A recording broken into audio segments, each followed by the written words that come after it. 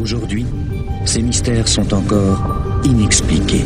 C'est surprenant, c'est mystérieux. Et c'est à ce moment-là qu'un bruit très étrange va être enregistré.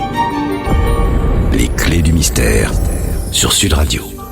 Depuis la nuit des temps, des hommes ont prétendu avoir eu des visions sur le futur. Hier et avant-hier, nous avons vu les prophéties de Nostradamus. Mais il y a d'autres prophéties moins célèbres, mais qui se sont avérées. Alors pourquoi est-ce qu'elles sont moins connues ? Qui étaient ces personnes aux étonnantes acuités qui ont reçu des révélations ? Des visionnaires, des médiums, des fous, des saints, des frappadingues ?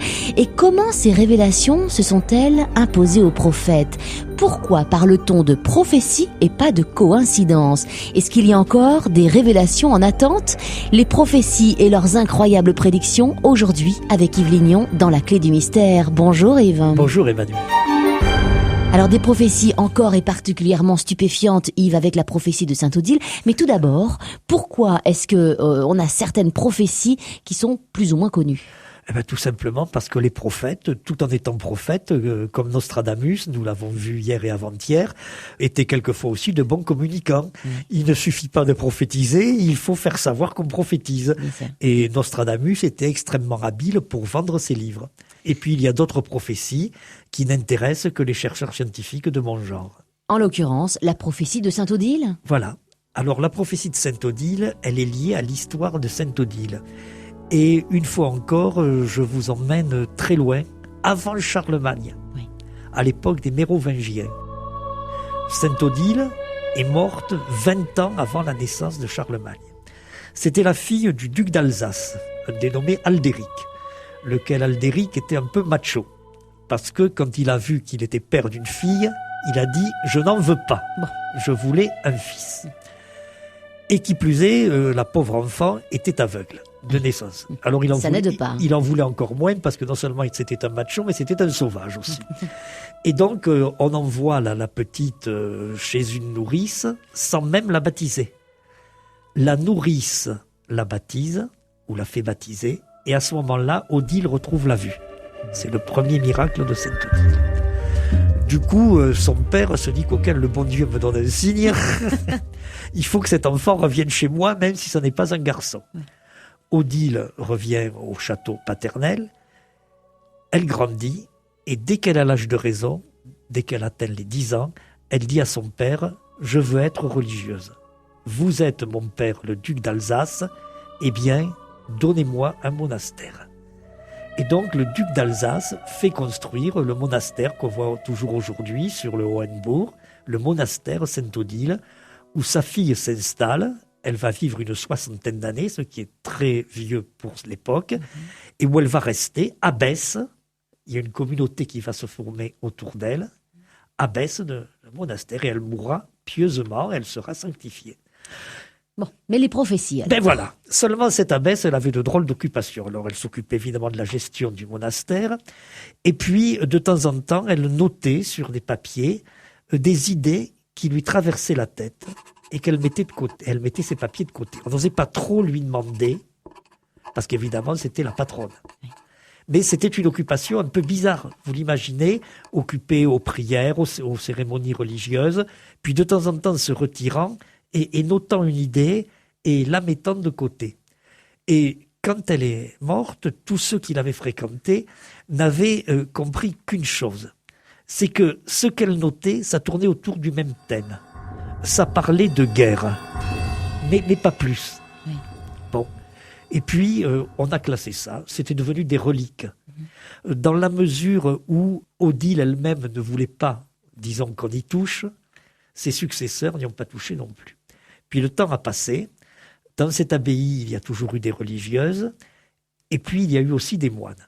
Et des moines qui étaient des chercheurs, des intellectuels. Et vers 1600, il y en a un qui a dit quand même maintenant, notre fondatrice est morte depuis suffisamment longtemps. Combien de temps ? Ça faisait pratiquement 1000 ans. Oui. Elle est morte depuis suffisamment longtemps. Avant que les papiers moisissent, regardons de quoi il s'agit. Et donc, ce moine a reconstitué un texte complet qui est véritablement une prophétie. Alors, de quelle prophétie on parle ? C'est ce qu'on va voir dans un instant avec Yves Lignon. En ce moment, Les clés du mystère sur Sud Radio. Nous sommes en 1600, un moine dans une abbaye découvre des papiers, décide parce que on est 1000 ans après que Sainte Odile les ait écrits, il décide de s'y intéresser. Sainte Odile était une abbesse qui a vécu entre 660 et 720. Ces papiers constituent une prophétie, Yves Lignon. Constituent une prophétie, constituent du moins, au moment où le moine les retrouve et les met en ordre, le récit d'une guerre. Mais pour que ce soit une prophétie, il faudra malheureusement qu'un jour se déroule une guerre conforme au texte. Et il faut bien dire que sur le moment, le pauvre moine n'y a pas cru. Parce que la prophétie commençait en parlant d'une guerre dont l'origine serait en Germanie, en Allemagne. La cause serait l'Allemagne. Alors ça, il pouvait bien se dire qu'effectivement, une guerre venue d'Allemagne, c'était même pas de la prophétie, c'était même pas improbable. Il y en avait tellement eu des guerres venues d'Allemagne, il y en aurait tellement d'autres. Mais ensuite, cette guerre venue d'Allemagne, les détails étaient donnés par la prophétie et le moine a dû croire que c'était invraisemblable. Puisque on y parlait d'une guerre menée par l'Antéchrist. Or, l'Antéchrist, c'est la fin du monde, mais on disait bien que cette guerre, ce n'était pas la fin du monde, puisqu'au contraire, elle finirait bien et que le monde continuerait. Donc déjà, ils se disaient, qu'est-ce que c'est ça ? C'est pas clair. On disait dans la prophétie que dans cette guerre, il y aurait des guerriers volants qui arracheraient les étoiles pour les jeter sur les gens dans un bruit de tonnerre. On disait que les soldats porteraient des casques à pointe. On disait toujours dans la prophétie que Rachel, ce nom de Rachel apparaît, et c'est pareil, pleurerait terriblement. Et enfin on ajoutait, c'est d'ailleurs pour ça que sur le moment le moine a été rassuré à propos de l'Antéchrist, qu'il se produirait un événement capital dans cette guerre 2 ans après le début, et que ce serait, pour l'Antéchrist qui avait déclenché les hostilités, cet événement se produisant 2 ans après le début, 2 ans et demi après le début, serait le commencement de la fin. Voilà quelle était la prophétie. Et donc, le moine n'y a pas cru, c'était un peu comme Nostradamus dont nous parlions hier, parce que ce récit ne correspondait à rien de ce qui, pour lui, en 1600, était une guerre. Des guerriers volants, l'Antéchrist, etc. Ouais, ça ne lui parlait pas. Ça ne lui parlait pas. Seulement à nous, ça nous parle. Parce que nous, malheureusement, nous avons vécu la Seconde Guerre mondiale. L'Antéchrist étant Hitler. L'Antéchrist, c'est le nom qu'on a utilisé. On a dit Hitler, c'est l'Antéchrist. Ça s'est dit combien de fois ? Bien sûr, c'est le détail le plus frappant. Bon, on peut quand même noter que la Seconde Guerre mondiale a pour cause les menées expansionnistes de l'Allemagne. Bon, ça s'ajoute, bien sûr, même s'il y a eu d'autres guerres impliquant l'Allemagne. Ça s'ajoute. Et les guerriers volants. Les avions. Oh, mais plus que les avions, Emmanuel. Les bombardements. Plus que les bombardements même. Quand on lit les récits des réfugiés, quand les troupes nazies ont envahi la France, que tous les réfugiés sont partis, quand on lit les témoignages, les livres d'histoire en sont pleins, qu'est-ce qui a le plus effrayé ces gens ? C'était les bombardements. On a des témoignages où les gens disent « Mais où sont les avions français ?» C'était les bombardements par les avions allemands, des avions, les Stuka, s'appelait-il, qui portaient la bombe sous le fuselage, l'extérieur. Donc on la voyait. Vous imaginez, quand on est sur la route en train de fuir avec sa carriole, on voit les avions arriver et la bombe, elle est là. Elle se détache. C'est vraiment le feu qui tombe du ciel. Et qui plus est, pour effrayer les gens, ces avions étaient munis de sirènes. Et donc, quand ils piquaient, la sirène se déclenchait. C'est véritablement la terreur venue du ciel, des guerriers venus du ciel. Bon, je vous passerai sur le détail des casques à pointe. Oui. Sinon, pour vous dire que depuis au moins 1 siècle et demi, en France, quand on caricature un soldat allemand, on le représente avec un casque à pointe. Quant à Rachel, la juive, la mère de Jacob et d'Ésaü, citer ce nom, c'est tout dire. Oui. La Seconde Guerre mondiale, c'est la Shoah. La Shoah, c'est Rachel, prénom juif. C'est extraordinaire de similitude avec les événements qui se sont réellement produits. On ne peut pas parler de coïncidence, on peut vraiment parler de prophétie avérée. Non, quand des coïncidences se répètent, ce ne sont plus une coïncidence. Et puis il y a le détail qui n'a peut-être pas frappé nos auditeurs sur le moment, mais qui emporte la conviction du chercheur, tout comme nous parlions avec Nostradamus de Napoléon, les 14 années du règne de Napoléon. La prophétie se termine, je le rappelais tout à l'heure, en disant que pour l'Antéchrist, au bout de 2 ans et demi, tout va changer. Ce sera le commencement de la fin.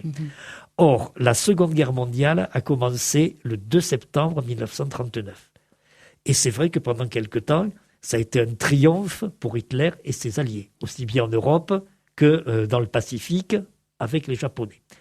Et puis, au mois de juin 1941, Hitler a commis ce qui est sa faute majeure, il a envahi la Russie. Et là, ça a été le commencement de la fin, avec la défaite de Stalingrad, la retraite et ainsi de suite. Et effectivement, on était 2 ans après. Et juin 1941, septembre 1939, là aussi, faites la soustraction.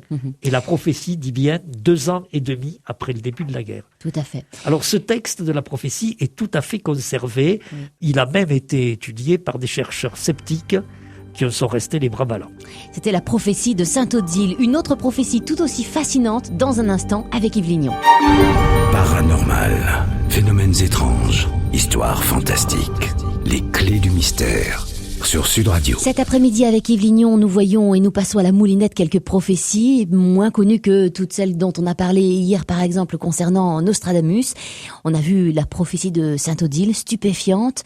Voyons maintenant la prophétie de l'évêque von Lani. Qui était-il ? C'était un évêque hongrois qui vivait à Budapest. Et Budapest, c'était l'une des 2 capitales de l'Empire d'Autriche-Hongrie.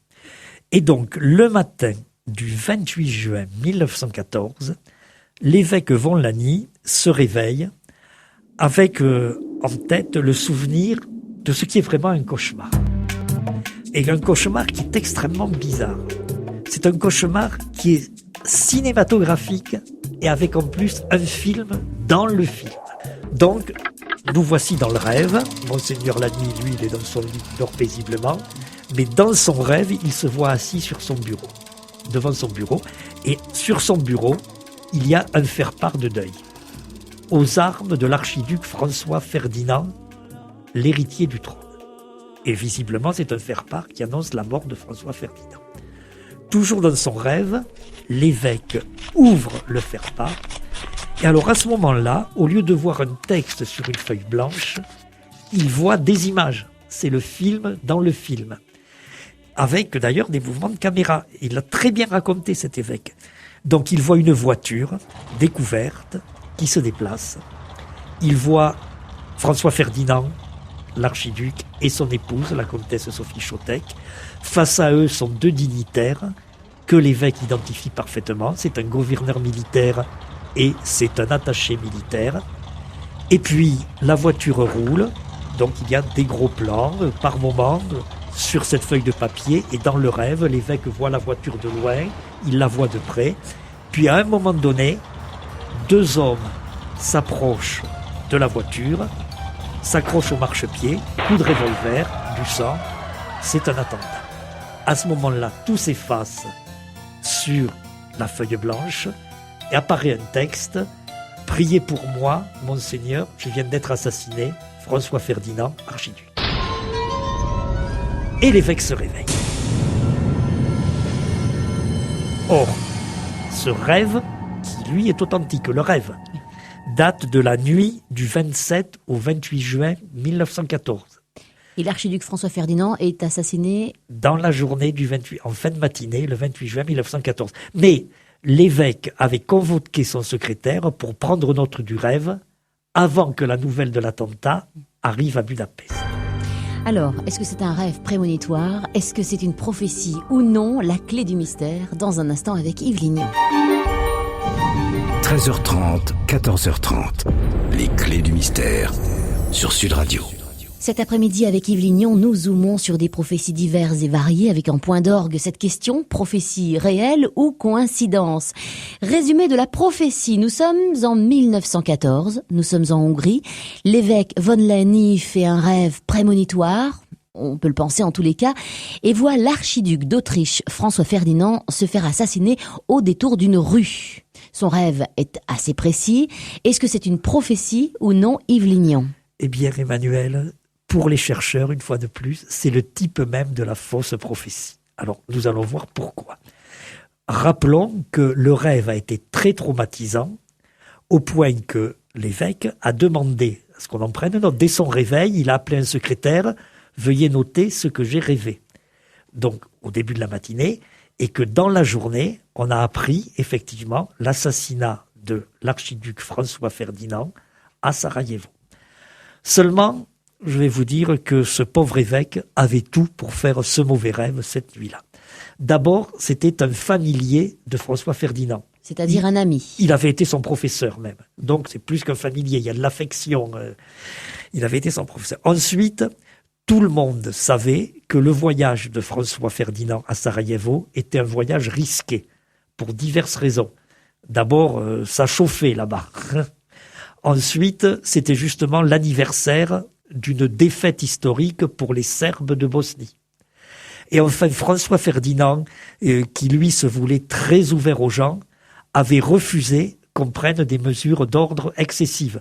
On lui avait proposé un double rang de soldats sur son trajet. Or, il avait refusé. Double rang de soldats, c'est sûr, on ne bouscule pas pour arriver. On est deux fois mieux protégé. Oui, et puis on ne peut pas bousculer une double rangée. On peut bousculer une seule rangée, mais pas deux. Et donc, il avait refusé tout cela. Alors, par conséquent, l'idée du danger régnait dans les têtes, surtout dans les têtes de proches de François Ferdinand. On savait, il y avait des menaces d'une société secrète qui s'appelait la Main Noire, que l'attentat était possible.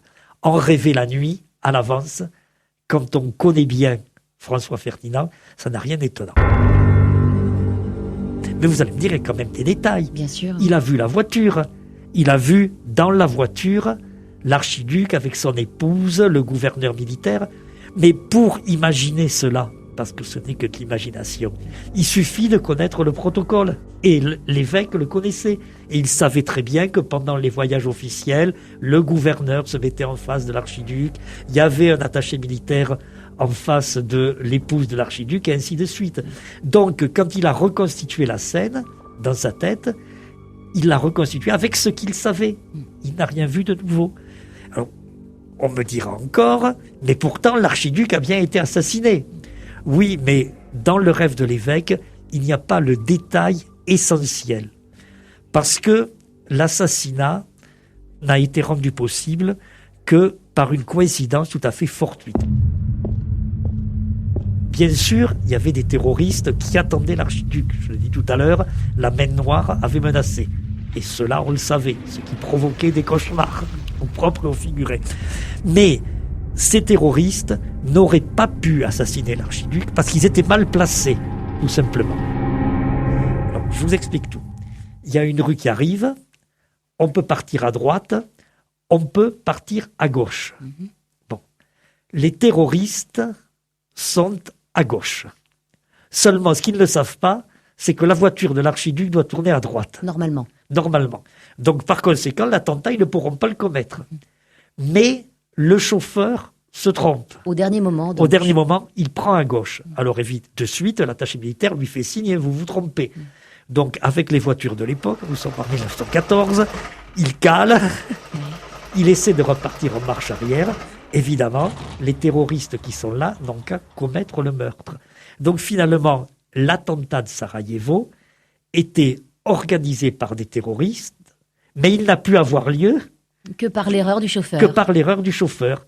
Et ça, l'évêque ne l'avait pas vu. Or, c'est ce genre de détails qui nous aurait permis de parler de prophétie, comme nous avons parlé de prophétie à propos de Nostradamus, en identifiant certains détails indiscutables. Alors ce n'était pas un rêve prémonitoire, c'était juste un rêve troublant. Il s'agissait en réalité d'une fausse prophétie. Mais autre prédiction, Yves Lignon, celle de l'étudiant en transe dans un instant. Et nous allons parler d'élection présidentielle. Sud Radio, les clés du mystère. toutes les prophéties n'en sont pas. Démêler le vrai du faux, fouiller l'histoire pour découvrir la clé du mystère, c'est la mission d'Yves Lignon. Yves Lignon, racontez-nous la prophétie dite de l'étudiant. Ah, celle-là, c'est une des plus belles. C'est une vraie, je le dis de suite, parce que j'ai peut-être un peu déçu tout à l'heure en débunkant, comme on dit, la prophétie de l'évêque. Mais celle-là, c'est une vraie, une belle, une authentique, une simple. Elle a toutes les qualités. Si je devais en porter une prophétie sur une île déserte... Ce serait celle-ci. Avec peut-être celle de Nostradamus sur le roi d'Angleterre. Oui. Mais celle-là, là aussi, je vous la raconte. Et là, il faut mettre un peu les choses au point. Nous vivons à une époque où nous sommes habitués à élire nous-mêmes le président de la République. Eh bien, ça n'a pas tout le temps été comme ça. Et sous la 3e et la 4e République, le président de la République était élu par ce qu'on appelait le Congrès, c'est-à-dire la réunion des députés et des sénateurs. Le peuple ne votait pas directement. Donc c'était le cas notamment en 1894. Et en 1894, le nouveau président de la République, il a fallu l'élire assez vite parce que le précédent était mort victime d'un attentat. Très exactement, le 24 juin 1894, le président Sadi Carnot, qui est en fin de mandat, qui va pour une visite officielle à Lyon, et il est assassiné par un anarchiste italien nommé Caserio. C'est donc un événement extrêmement traumatisant pour les Lyonnais. On a assassiné le président de la République chez eux. Le détail, vous allez le voir, a de l'importance. Toujours est-il évidemment qu'on réunit d'urgence le Congrès, on fait revenir tous les sénateurs, tous les députés, pour procéder à l'élection d'un nouveau président. Il va falloir à peu près 3 jours. Nous sommes donc le 27 juin 1894 au matin, dans une chambre d'étudiants.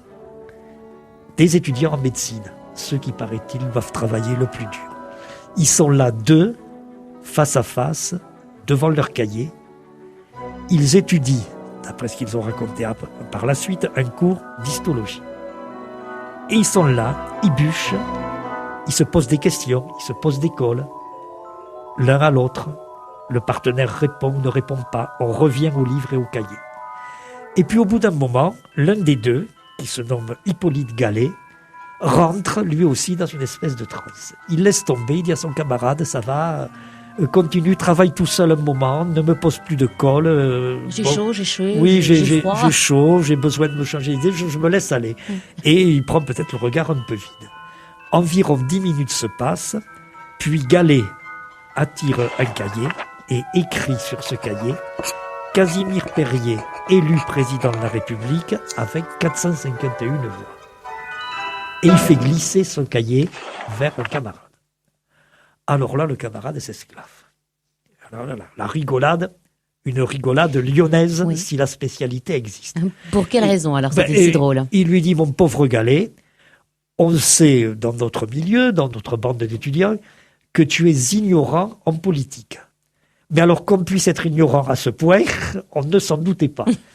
Imaginez que Casimir Perier puisse être élu président de la République, autant m'écrire sur ton cahier, c'est la girafe du Jardin des Plantes qui sera président de la République ce soir. Tu n'y connais rien, je ne sais pas ce qui t'a pris là quand tu étais dans cette espèce de transe, mais en tout cas, c'est l'aveu de ton ignorance. Qui était Casimir Perier alors? Alors Casimir Perier, c'était le ministre des Affaires étrangères, c'était quand même un homme politique connu. Mais enfin... on lui dit, il n'avait pas des intentions... Tu es ridicule. Donc, c'est comme si, à l'heure actuelle, on nous disait que certains hommes politiques français vont gagner à coup sûr la prochaine élection présidentielle. On ne citera pas de nom, mais quand même. Donc, le camarade de Gallet dit, c'est incroyable. Bon, tout ça, ça nous mène à 11h du matin. Et à 11h du matin, bon, ben, c'est l'heure de plier les cahiers, d'aller manger. Gallet et son copain partent. En chemin, ils rencontrent d'autres copains. Vous savez ce que Gallet y croit. Il nous raconte que Casimir Perier, alors les deux autres, nouvelle rigolade lyonnaise. Ce Gallet, on le savait quoi en matière de politique, mais là, il établit un record. Bon, on va manger, on va au cours, évidemment, et à 4h de l'après-midi arrivent les nouvelles, c'est-à-dire les journaux de Paris, avec les gros titres, les journaux, les dernières éditions. Et qu'est-ce qu'il y a écrit en titre? Le nom du président de la République. Casimir Perier, élu avec 451 voix. Alors, cette histoire qui a été recueillie par un prix Nobel, Charles Richet, qui était justement professeur de médecine. Cette histoire, évidemment, elle n'a certainement pas fait rire les copains de Gallet. Ah oui, mais il est bée. indiscutable que Casimir Perier a été élu, ça c'était les titres des journaux, c'est l'histoire, et le cahier de Gallet, il a été conservé. Moi je l'ai vu dans des archives à Paris, là cette mention sur cette feuille, Casimir Perier élu président de la République. Alors de quoi était-il victime, cet Hippolyte Gallet? Et dans un instant, la suite avec Yves Lignon. Paranormal, phénomènes étranges, histoires fantastiques, les clés du mystère sur Sud Radio. Résumé de la prophétie de l'étudiant Yves Lignon, nous sommes en 1894, en France, à une époque où le président de la République est élu par les députés et les sénateurs. Un étudiant est en train de bosser avec un autre étudiant et puis tout à coup il note lors d'une transe le nom du futur président de la République qu'on est en train d'élire. Et il est précis, le nom du président à venir, mais aussi le nombre de voix, sauf que tout le monde est étonné puisque le nom qu'il avance est un politique, certes, mais qui ne s'était même pas présenté. Yves Lignon, il s'avère que finalement le nom affiché est Casimir Perier, qu'il devait être élu avec 451 voix. Ce qui est tout à fait exact. Est-ce qu'il s'agit donc d'une prophétie pure et dure? À mon avis, il s'agit indiscutablement d'une prophétie. Connaître à l'avance, là il s'agit seulement de quelques heures d'avance, mais dans tous les détails de sa réalité, un événement historique. Sauf que, et c'est pour ça que les camarades avaient été pris de fou rire, Casimir Perier n'était pas candidat. Il était ministre des Affaires étrangères, il voulait le rester. On ne peut pas être ministre et président de la République. C'est simplement après plusieurs tours de scrutin, comme rien ne se décidait, qu'on lui dit, écoute, il faut y aller. Il faut qu'on se mette d'accord sur un nom, il faut que tu y ailles. Et ça a été un accord à minima. Il n'a été élu que par 451 voix, comme Gallet l'avait inscrit sur son cahier, alors qu'en général, il y avait entre 800 et 850 votants dans ce congrès, selon les grippes, les maladies diplomatiques et autres. Le président de la République était élu par au moins 600 voix. Sadi Carnot, le précédent, avait été élu par 616 voix sur 827. Et Casimir Perier, c'était un plus petit dénominateur commun. Il n'a été élu que par 451 voix, mais au moment de l'élection, personne ne pensait qu'il le serait. Sauf Gallet, bien sûr. Et ça lui est arrivé d'autres fois, non. Hippolyte Gallet? Il a fait une bonne carrière de médecin de campagne dans la Drôme. Il racontait l'histoire, mais il était surtout fier d'avoir eu comme professeur un futur prix Nobel, à qui il avait aussi raconté cette histoire. Prophétie ou pas, c'était l'émission de ce jour avec Yves Lignon dans la clé du mystère. Évidemment, il y en a d'autres, des prophéties. Vous parliez hors antenne de l'assassinat de Kennedy. Oui, voilà. C'est une prophétie presque en direct. Bon, on y reviendra sans doute un jour. Fois. Voilà, la prophétie du prisonnier également. La prophétie du prisonnier, c'est une très belle. Tout compte fait, sur l'île déserte, j'en porterai peut-être plusieurs prophéties. Ah oui, d'accord. Et très, très belle et qui fait intervenir un personnage très mystérieux. Mais je vous promets qu'on fera une émission sur la prophétie du prisonnier. On a de beaux jours dans la clé du mystère. Demain, nous verrons la prophétie dite des papes. Retour de la clé du mystère donc demain, entre 13h30 et 14h30. Sachez que l'émission d'Yves Lignon est disponible en podcast sur le site sudradio.fr. Bon après-midi. Dans un instant, Victoria Wagner. 13h30, 14h30. Les clés du mystère sur Sud Radio.